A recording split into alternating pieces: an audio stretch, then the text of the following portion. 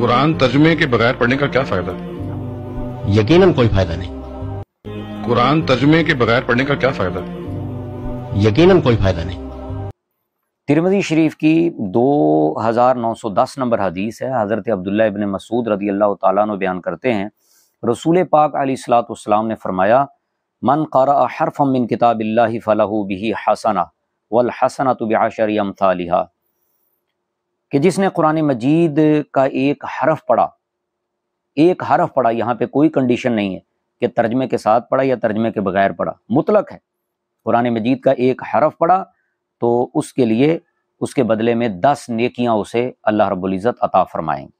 ला अक़ूलु अलिफ लाम मीम हर्फ, अलिफुन हर्फुन व लामुन हर्फुन व मीमुन हर्फुन। मैं ये नहीं कहता कि अलिफ लाम मीम एक हरफ है, नहीं, बल्कि अलिफ अलहदा हरफ है, लाम अलहदा हरफ है, मीम अलहदा हरफ है। तो भाइयों, ये है मुस्तफ़ा अलैहिस्सलाम की हदीस कि आपने तो नहीं रोका कि भाई तर्जमे के बगैर पढ़ोगे तो कोई फ़ायदा नहीं होगा। आप तो बयान फरमा रहे हैं कि 10 नेकियां अल्लाह ताला अता फरमाएगा एक हरफ पढ़ने के बदले।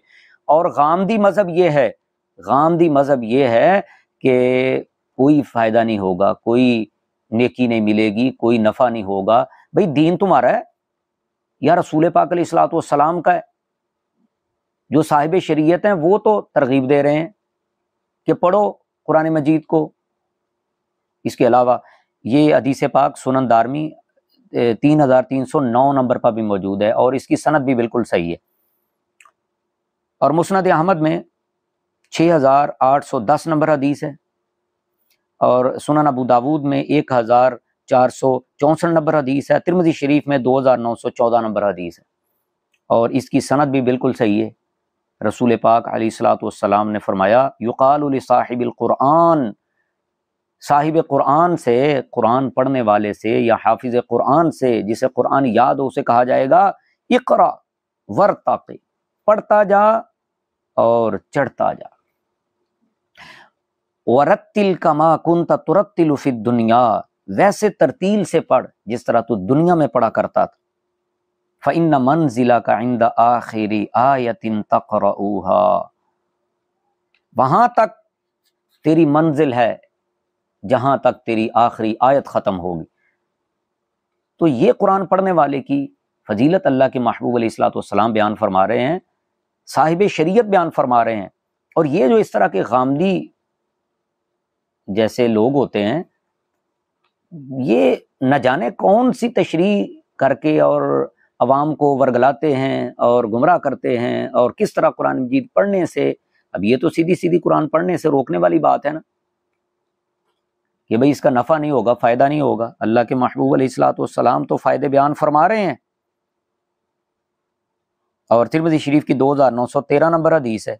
हज़रत इब्न अब्बास रज़ी अल्लाह ताला अन्हुमा बयान फरमा रहे हैं, क़ाल रसूलुल्लाह सल्लल्लाहु अलैहि वसल्लम, इन्नल्लज़ी लैसा फ़ी जौफ़िही शैउम मिनल क़ुरआन कल बैतिल ख़रब, फरमाया जिसके सीने में कुरान का कुछ हिस्सा नहीं है, कुछ भी उसे याद नहीं है, तो फिर वो उजड़े हुए मकान की तरह है। कुछ ना कुछ तो कुरान मजीद याद होना चाहिए। और जाहिर है जितना कुरान नमाज में पढ़ना ज़रूरी है उतना तजवीद के साथ सीखना ज़रूरी है, फ़र्ज़ है, लाजमी है। अगर बंदा सारा कुरान तजवीद के साथ पढ़ता है, तरतील के साथ पढ़ता है, तो ये तो बड़ी सआदत है, बड़ी बरकत है, बड़ी फजीलत है, बड़ी अजमत है, बंदे के लिए बड़ी शान की बात है।